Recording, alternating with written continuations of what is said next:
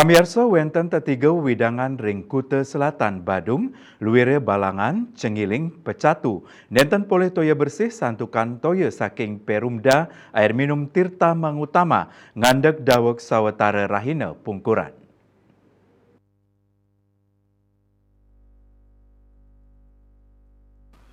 Ngandegnya nih Panglimbak toyo bersih PDAM Badung sangkaning pipa ukuran sama mm ring jembatan Jalan Bypass Ngurah Rai Jimbaran bocor.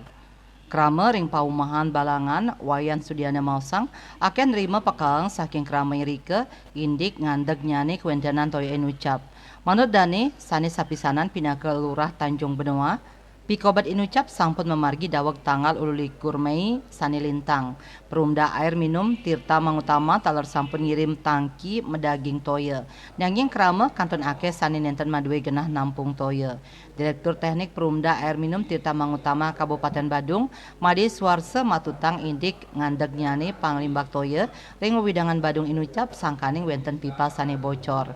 Nanging pai ketandane nugesang sampun maut sahe antuk mecikang pipa punike daweg tanggal 13 Mei warsa kali-tali 3 likur.